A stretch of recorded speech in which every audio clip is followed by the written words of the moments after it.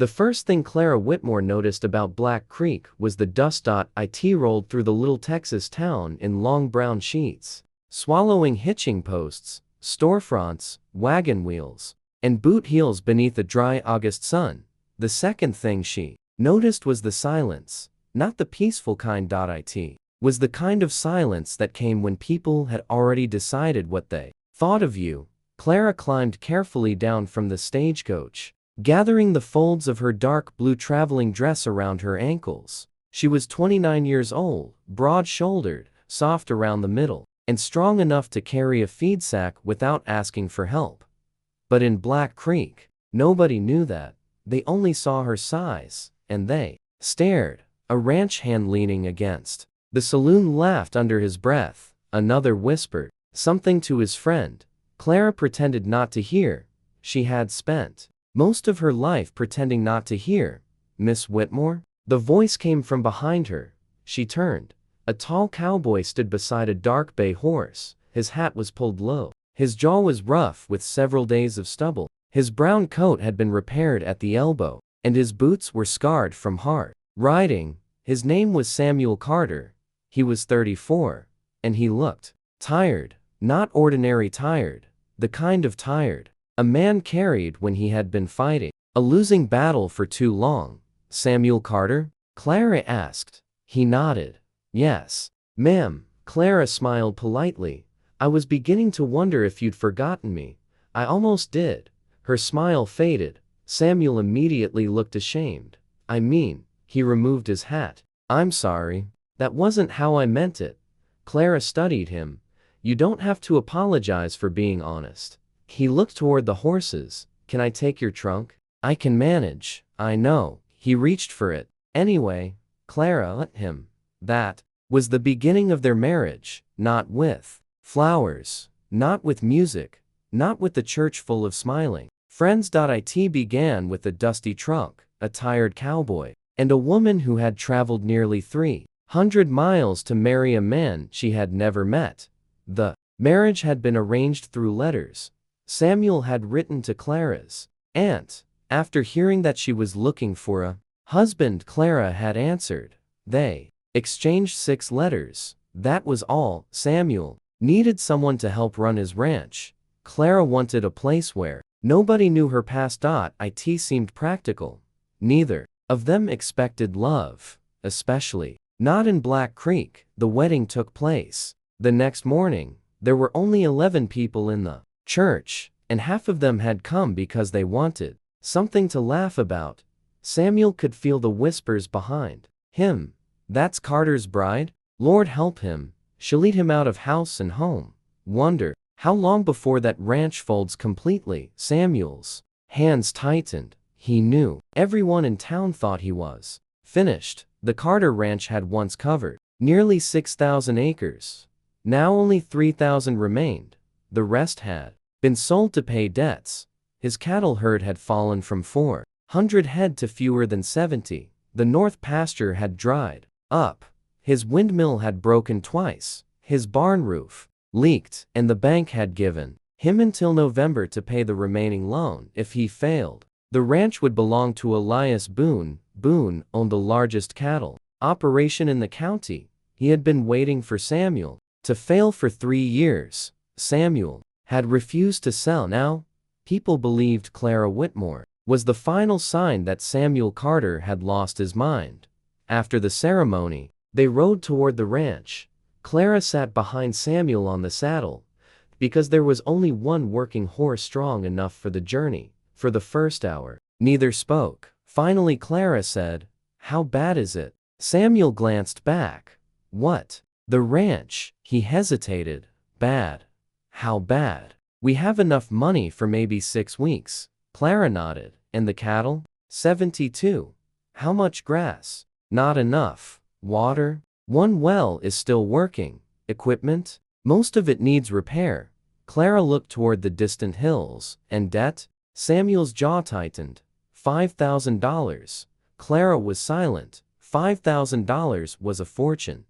Then, Samuel added quietly, "And I owe 3 months' wages." Clara looked at him. "How many men?" 4. 4 men and 72 cattle? 3 men. What happened to the 4th? Left yesterday, she nodded slowly. Then I suppose we'll have to manage. Samuel looked back at her. You don't understand. Then explain. I didn't bring you here because I thought everything would be fine. Clara waited. I brought you because I needed help. She gave him a small smile. Then perhaps you married the right woman. For the first time, Samuel almost smiled. They reached the ranch near sunset. Clara looked at the house. It was beautiful once, she could tell. The porch was wide. The windows were tall. There were roses planted beside the steps, though most had died. A windmill stood crooked against the sky. The barn leaned slightly to one side.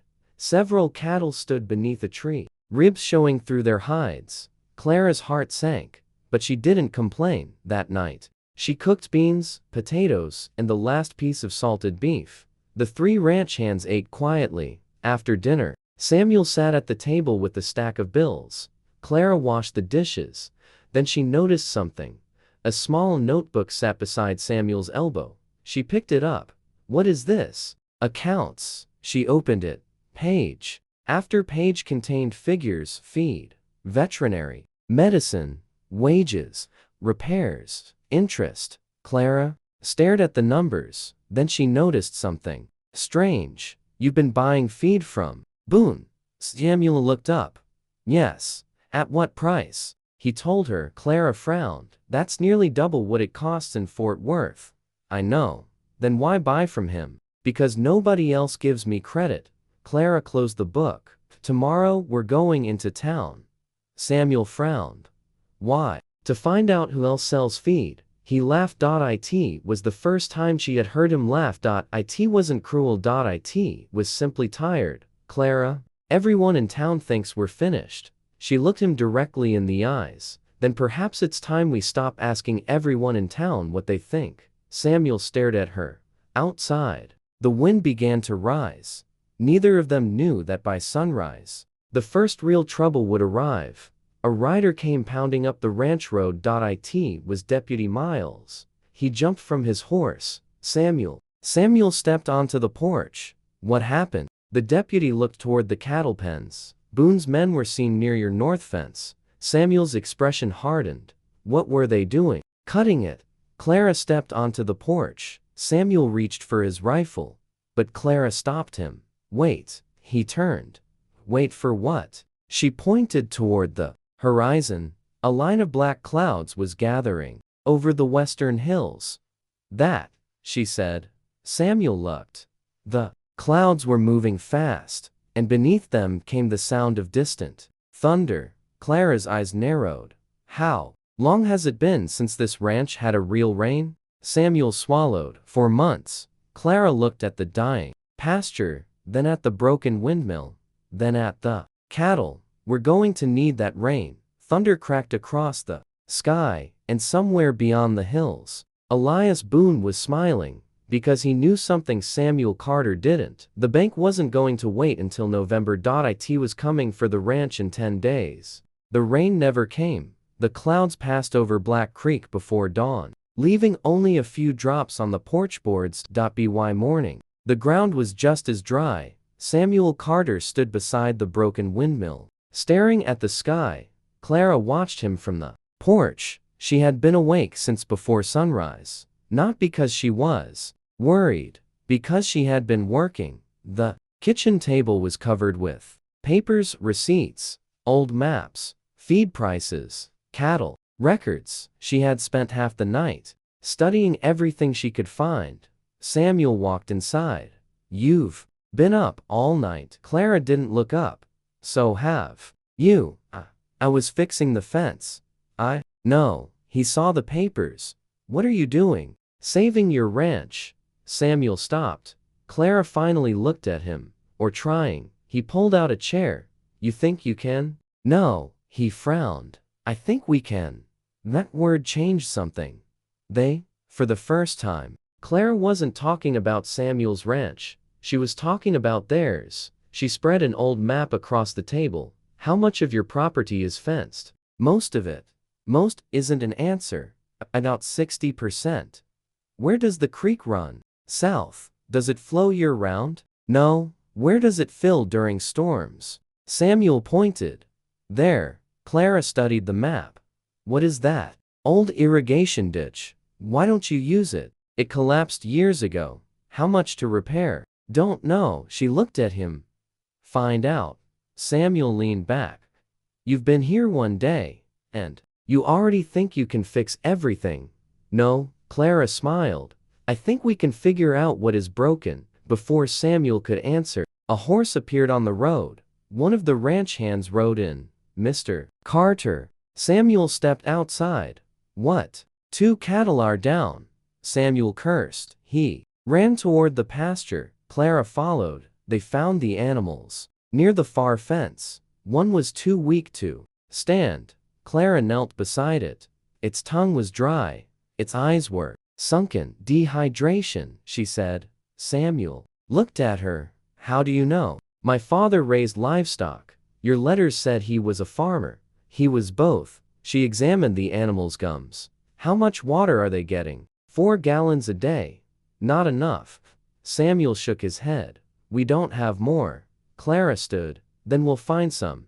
That afternoon, Clara rode into town alone. People stared as she walked into the general store. The owner, Mr. Harlan, looked surprised. Mrs. Carter, Clara is fine. What can I do for you? I need flour, salt, coffee, and seed. What kind? Alfalfa. Harlan laughed. Ma'am, nothing grows around here. Then why sell seed? He stopped laughing. Clara leaned closer. I also need information. What kind? Who owns the abandoned mill near Red Creek? Harlan's smile disappeared. Why? Because I asked. The old man hesitated. Boone. Clara nodded. Thank you. She turned to leave. Harlan called after her. Mrs. Carter. She stopped. That mill hasn't worked in 10 years. Then perhaps it's time someone made it work again. By evening, Clara had visited 4 stores. She learned that Boone controlled almost everything: feed, grain, or meat. Even the freight routes. He had made sure no one in Black Creek could compete with him. But Clara discovered something else. Farmers 50 miles east were selling alfalfa cheaply. They had water, they had crops, and they were desperate for cattle manure to fertilize their fields. It was a trade one Boone had never bothered with. Clara returned to the ranch after sunset. Samuel was waiting. You went into town alone? Yes. Why? Because if I had asked you, you'd have told me it was dangerous. It is dangerous. So you were right. Samuel stared at her. You found something? Yes. She spread the map on the table. We're going east. Samuel frowned. For what? Feed. We can't afford it. We can trade. With what? Manure. Samuel blinked. What? The farmers need fertilizer. They'll trade feed for cow manure? Not just manure. She pointed at the cattle. They'll get cattle. Samuel laughed. You can't be serious. Very. He leaned over the map. And how do we transport it? Your wagon needs a wheel. Fix it. With what money? Sell the old saddle. Samuel looked offended. That saddle belonged to my father, and your father would probably prefer you save the ranch. Silence. Samuel slowly sat down. You're different from what I expected. Clara smiled. That's usually what people say after they underestimate me. The next morning, they rode east. The trip took 2 days. They returned with 3 wagons of alfalfa. It wasn't enough to save the ranch, but it was enough to keep the cattle alive, and it did something more important. It gave the ranch hands hope. For the first time in months, there was food in the feed barn. Samuel stood beside Clara as the last wagon unloaded. You did it. No, she shook her head. We did. That evening, the ranch hands ate together. There was laughter, real laughter. Samuel watched Clara from across the table. She wasn't glamorous. She wasn't delicate. She wasn't the kind of woman men in Black Creek wrote songs about. But she was becoming something far more dangerous, useful, clever, unshakable. And Samuel found himself looking at her differently. Then, a rider appeared. He was carrying a letter. Samuel opened it. His face changed. "What is it?" Clara asked. He handed it to her. It was from the bank. The loan had been called early. Payment was due in 10 days, $5,000, or foreclosure. Clara read the letter twice. Then, she looked toward the window. Beyond it, the dying field stretched beneath the moonlight. "We have 10 days. Samuel said. Clara folded the laying. "No." Samuel looked at her. "We have 10 days to make $5,000. She stood. "Tomorrow? We're going to Red Creek." "Why?" "To see that old mill." Samuel frowned. "Clara, Boone owns it." She looked him straight in the eyes. "Then we're going to find out." "Why?" Neither of them knew that Boone had already heard about Clara's trip east, and he was no longer laughing at Samuel's strange bride. He was starting to worry. The abandoned mill stood beside Red Creek, like the skeleton of a dead animal. Its wooden walls were gray. Its roof had collapsed in 2 places. The water wheel was buried beneath weeds. Samuel dismounted and stared. "You really think this can work?" Clara walked toward the creek. "Yes." "Why?" "Because the creek still runs." Samuel followed her. Barely, but it ran. A narrow stream moved beneath the cottonwoods. Clara knelt and dipped her fingers into the water. "Your father owned this land?" "Yes." "Did he ever use the creek?" "Not that I remember." "Then why build the mill here?" Samuel looked toward the building. "Grandfather built it." "Why?" "To grind grain." Clara smiled. "Then your family understood something you've forgotten." "What?" "Water is worth more than gold." They spent the afternoon inspecting the property. The mill was damaged, but the foundation was strong. The water channel could be cleared. The wheel could be rebuilt. The biggest problem was ownership. Boone. Samuel wanted to leave. Clara refused. They found an old metal box buried beneath the floorboards. Inside were papers. Samuel opened the first document. His face went pale. "What?" He handed it to Clara. It was an old water right agreement. The Carter family had legal rights to the creek water. Boone didn't own them. He never had. Clara read the document carefully. "This could change everything." Samuel stared at the paper. "My father thought those rights were lost." "They weren't." "How do you know?" "Because the agreement was recorded." She pointed to a seal. "County records." Samuel shook his head. "Boone controls the county clerk." "Then we'll find another record." They rode back toward Black Creek. Halfway there, 3 riders appeared on the road. Boone's men. Samuel slowed his horse. The leader raised a hand. "Mr. Carter." Samuel's eyes narrowed. "What do you want?" "Mr. Boone wants to talk." "Tell him I don't." The man smiled. "He says you'll want to listen." Clara moved closer to Samuel. The rider looked at her. "So you're the bride?" Clara smiled. "I am." He laughed. "Boone heard you were clever. Is that why you came?" "No." He looked at Samuel. "He came to warn you." "About what?" "That mill belongs to Boone." Clara answered before Samuel could. "Then why are you worried about us visiting it?" The man's smile disappeared. Samuel noticed. So did Clara. "Let's go," Samuel said. The riders moved aside. But as they passed, one whispered, 10 days. Samuel's jaw tightened. That night, they returned to the ranch. A fire burned near the barn. Samuel smelled smoke. He jumped from his horse. "Get the water." The ranch hands rushed forward. Flames had started near the hayshed. They fought the fire for nearly an hour. By midnight, it was out. Half the hay was gone. Clara stood in the ashes. She picked up a charred piece of wood.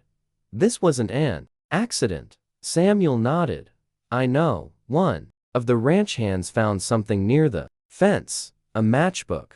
"The Black Creek Saloon." Samuel stared at it. "Boone." Clara shook her head. "Maybe. You think someone else did it?" "I think Boone wants us angry." "Why?" "Because angry people make mistakes." Samuel looked at her. She continued, and Boone doesn't want us thinking. The next morning, Clara went to the county courthouse. Samuel came with her. They searched the land records for hours. Nothing. Then, Clara found a reference to an older ledger. The clerk tried to stop them. That book hasn't been used in 20 years. Then it shouldn't be difficult to find. The clerk hesitated. Samuel stepped forward. We have a right to see it. The clerk lowered his voice. Mr. Carter, you don't understand. Understand what? Boone owns this town. Clara smiled coldly. No, she pointed toward the shelves. He owns people who are afraid of him. The clerk looked at her. And you? I've been underestimated my whole life. She picked up the ledger. I'm not afraid of being underestimated anymore. Inside the old book, they found the original water agreement, signed, sealed, recorded. The Carter family had rights to the creek. Boone had no legal claim, but there was one problem. The agreement had to be renewed within 30 days of the original expiration. The renewal document was missing. Samuel's shoulders dropped. So it means nothing. Clara shook her head. No, she turned another page. Look, a note had been written in the margin. Renewal filed with district surveyor. Samuel looked confused. Who was the surveyor? Clara read the name. Thomas Whitmore. Samuel stared at her. Your father? Clara nodded. My father. For the first time. Her voice trembled. He told me he worked for the county. He did. Samuel looked at the document then. He knew about this. Clara nodded. He must have. They hurried back to the ranch. Clara searched through her belongings. She opened the old wooden trunk she had brought from home. Inside were dresses, letters, a Bible, and a small leather journal, her father's journal. She opened it. Page after page contained notes about weather, crops, cattle, and land. Then she found the entry, June 17, 1884. Boone has been pressuring Carter. June 19. Water rights are secure. June 21. Boone offered money. June 22. Refused. Then the final entry, June 25. If anything happens to me, the original renewal is hidden where no Boone man would ever look. Clara's heart began pounding. Samuel leaned over her shoulder. Where? The next line had been torn away. Only 3 words remained. Where she sleeps. Clara looked up. My father hid it before he died. Where did you live? Whitmore Farm. That's today's east. Clara closed the journal.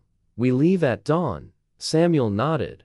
But before sunrise, someone came to the ranch. A woman. She stood on the porch holding an envelope. My name is Abigail Boone. Samuel froze. Boone? She nodded. Elias Boone's daughter. Clara opened the door. Why are you here? Abigail looked frightened. Because my father is planning to kill you. Samuel reached for his pistol. Abigail shook her head. Not yet. She handed Clara the envelope. Inside was a single sentence. Do not go to Whitmore Farm. Clara looked at Abigail. Why? Abigail whispered.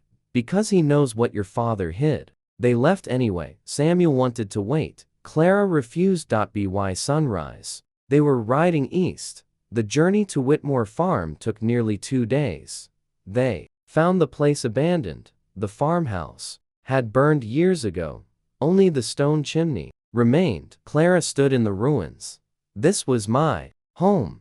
Samuel said nothing. She walked through the ashes. Memories came back. Her father's laugh. Her mother's kitchen. Summer evenings. Winter storms. Then she remembered something. Where she sleeps. She looked toward the hill. My mother was buried here. They rode to the small cemetery behind the house. Clara knelt beside the grave. Her fingers traced the old stone. Nothing. Then she noticed something unusual. The stone was newer than the others. Samuel helped her move it. Beneath, it was a metal container. Inside was the missing renewal document. Clara stared at it for several seconds. She couldn't breathe. Samuel smiled. We have it. No, she shook her head. We have a chance. A gunshot cracked through the trees. The metal box flew from Clara's hand. Samuel pulled her behind the grave marker. 3 riders appeared on the ridge. Boone's men. "Give us the paper," one shouted. Samuel fired back. The men scattered. "Run," he shouted. They raced for their horses. Bullets struck the dirt behind them. They rode hard. The riders followed for miles until dark clouds rolled over the prairie. Then the storm came. Rain slammed into the earth. Lightning split the sky. The trail disappeared beneath mud. Samuel's horse stumbled. Clara fell. Samuel jumped down. "Are you hurt?" "My ankle." He looked toward the approaching riders. "We can't stay." "I know." He helped her onto his horse. They disappeared into the storm. By midnight, they found an abandoned line shack. Samuel carried Clara inside. He locked the door. Inside, the storm raged. Inside, Clara's ankle had begun to swell. Samuel wrapped it with cloth. "You'll be fine. You always say that." "Because it's true." She looked at him. "Samuel." "What?" "If we don't make it back." "Don't." "I'm serious." "So am I." He sat beside her. "You've been here 3 weeks. 24 days. He smiled. "You count?" "Of course." "Why?" Clara looked down. "Because I didn't expect to stay." Samuel was quiet. "Do you want to?" She didn't answer. He looked at her. "Clara?" She finally met his eyes. "I don't know." A long silence followed. Then Samuel said, "I do." She stared at him. "I want you to stay." The storm thundered outside. Clara's eyes filled with tears. "Why?" "Because this place wasn't alive before you came." He smiled faintly. "That ranch?" "No." He swallowed. "Me." Clara looked away. She had spent years believing men only noticed her body. Samuel was the first man who had noticed everything else. Her strength, her patience, her mind, her courage. She reached for his hand. "I want to stay too." They almost kissed. Then came a pounding on the door. Both froze. Samuel drew his gun. A voice called from outside. "Samuel." It was Abigail Boone. He opened the door. She stumbled inside, soaked and terrified. "He knows." "Who?" "My father." She looked at Clara. "He knows you found the document." Clara held it tightly. Abigail shook her head. "You don't understand. He isn't trying to buy your ranch anymore." "Then what does he want?" "The water." Samuel's expression changed. Abigail explained. Boone had spent years buying land around Red Creek. He intended to control the entire water supply. If Samuel's water rights were confirmed, Boone's plans would collapse. "That's why he wants you dead," Abigail said. Samuel stood. "Then we'll get the document to the judge." Abigail shook her head. "Judge Miller is gone." "What?" "He left town yesterday." Clara frowned. "Why?" "My father threatened him." Samuel cursed. Abigail continued. "There is one man he cannot control." "Who?" "Federal Surveyor Daniel Price." "Where?" "Black Creek." Clara looked at Samuel. "Then that's where we're going." The next morning, they returned. The town had changed. People stood in the streets. Boone's men were everywhere. The bank was already preparing for closure. Samuel rode directly to the courthouse. Daniel Price was there. Clara handed him the document. He examined the seal. "It's legitimate." Samuel breathed out. "So we win?" Price shook his head. "Not yet." "Why?" "Because Boone has filed a claim saying the Carter water rights were abandoned." Clara stared at him. "Can he prove it?" "No." "Then why are we worried?" Price looked outside. "Because the hearing is tomorrow." Samuel looked toward the street. Boone was standing there, watching them. He slowly removed his hat and smiled. Then he raised one finger. "One day." Clara understood. They had one day to save the ranch, and Boone had an entire town under his control. The hearing began at sunrise. The courthouse was packed. Ranchers, farmers, cowboys, bankers, Boone's men. Samuel sat beside Clara. The water document lay on the table. Daniel Price stood before the judge. "The Carter family possesses documented rights to the Red Creek waterway." Boone's attorney stood. That document is decades old. It was legally renewed. Where is the renewal? Clara placed it on the table.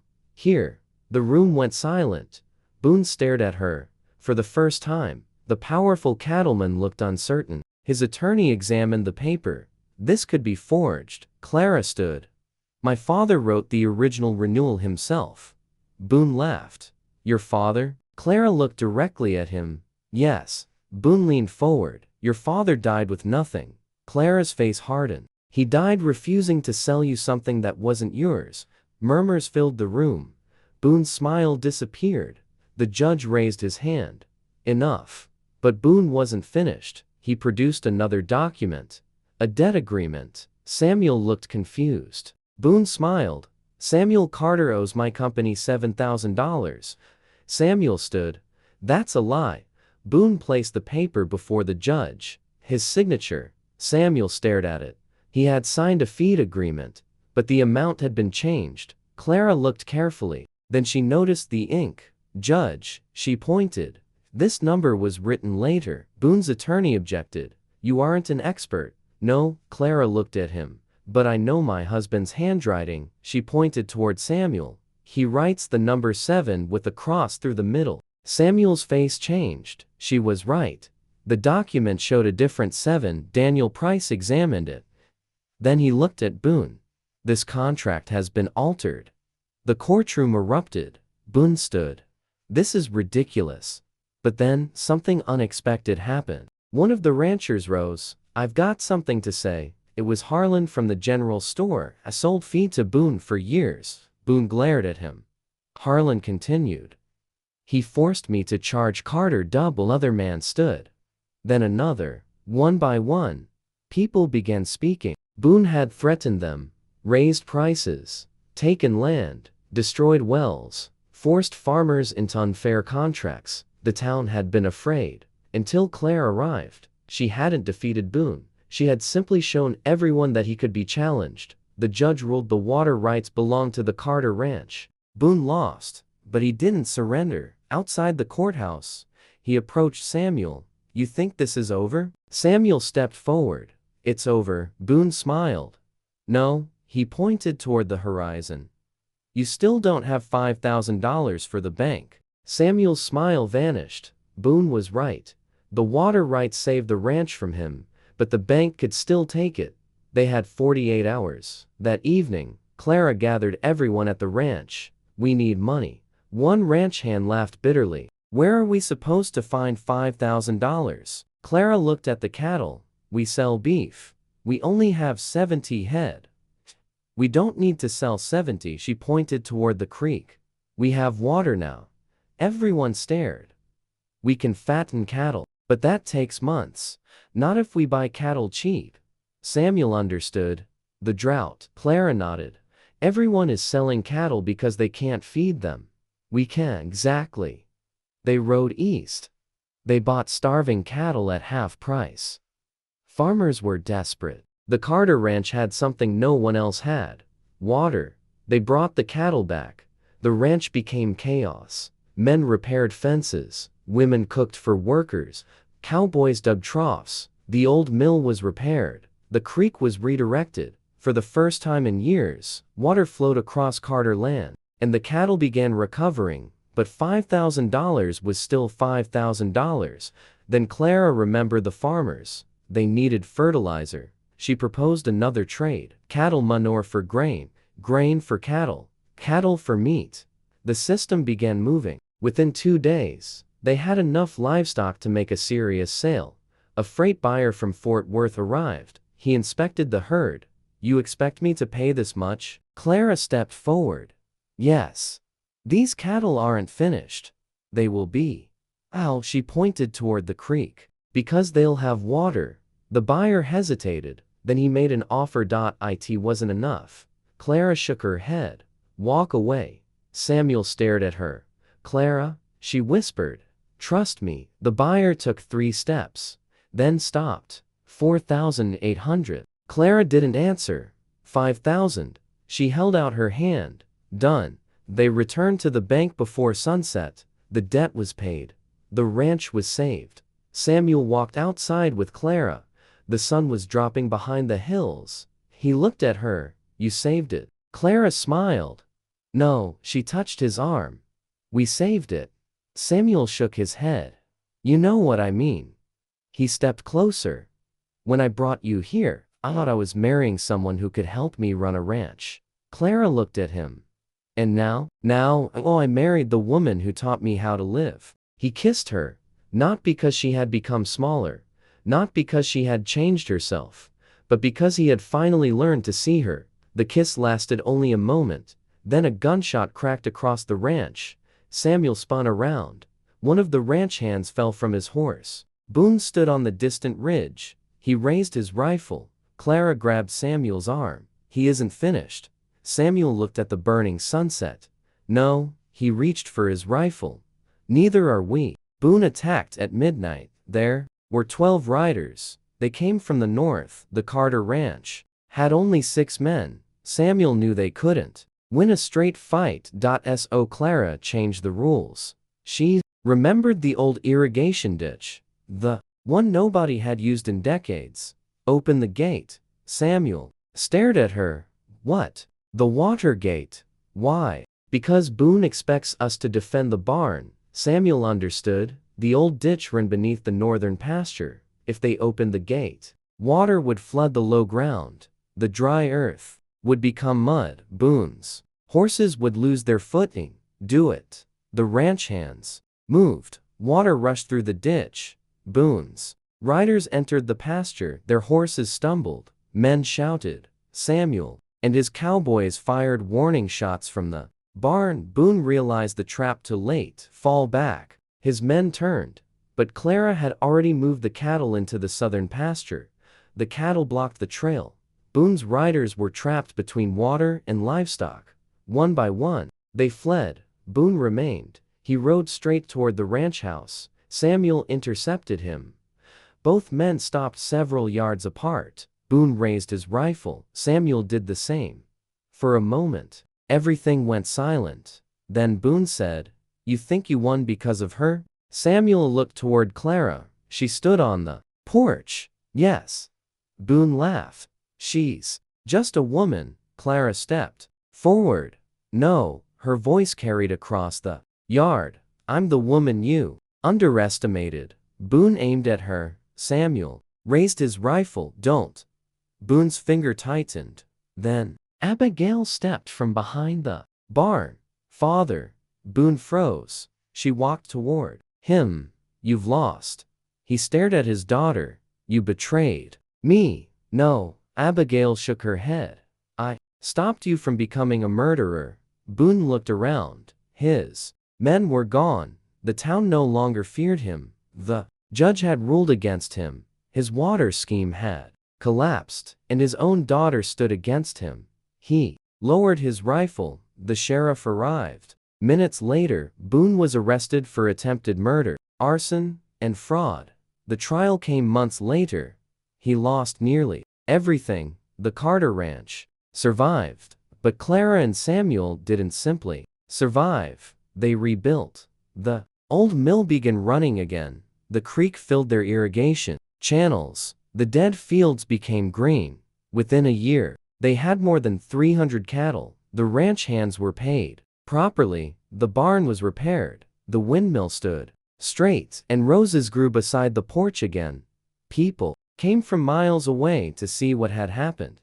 They expected to find a miracle. There wasn't one.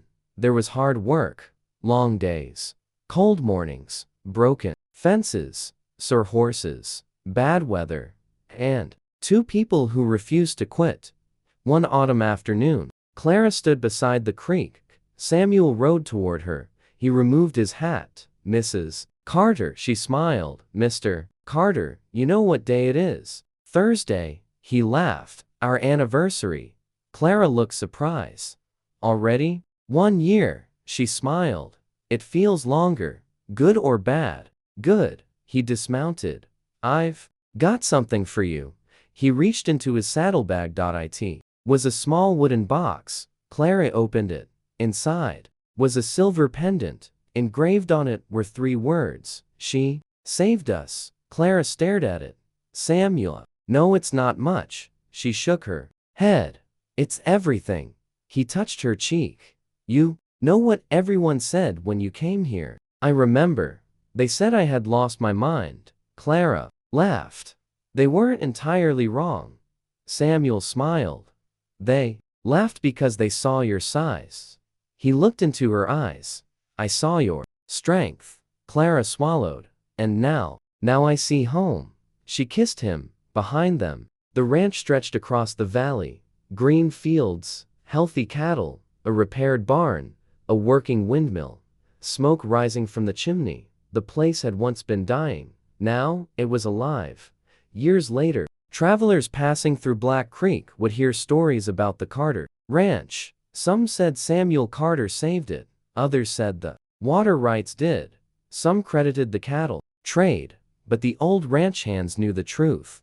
The ranch was saved by a woman who arrived with one trunk and no reputation. Woman people laughed at.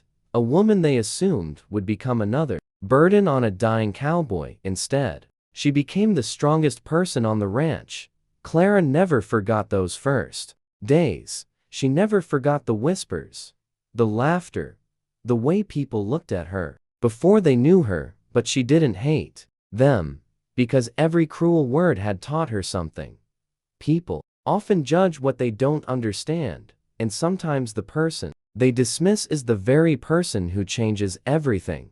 One evening, years after the wedding, Samuel and Clara sat together on the porch. Their children played near the barn. The sun sank behind the Texas hills. Samuel looked at his wife. Would you do it again? Clara smiled. Marry a broke cowboy? Yes. She pretended to think. Maybe. Depends. On what? She leaned against him. Whether the cowboy is still foolish enough to marry me. Samuel laughed. I'd marry you 100 times. Clara looked across the ranch. She remembered the first day. The dust. The whispers. The dying cattle. The broken windmill. The $5,000 debt. And the man who had looked at her and somehow seen what everyone else missed. She took his hand. You know something, Samuel? What? I didn't save this ranch alone. He smiled. No, she squeezed his hand. We saved each other. The wind moved gently through the grass. The cattle lowed in the distance, and beneath the fading Texas sky, the Carter Ranch stood stronger than it ever had before. Not because the world had suddenly become kind, but because two people had decided they would not let the world decide their worth. And that was the story people remembered. Not about the dying ranch. Not about Elias Boone. Not even about the money. They remembered the bride everyone laughed at. The woman who arrived with nothing. The woman who saw possibility where everyone else saw failure. The woman who walked into a dying ranch and turned it into a home.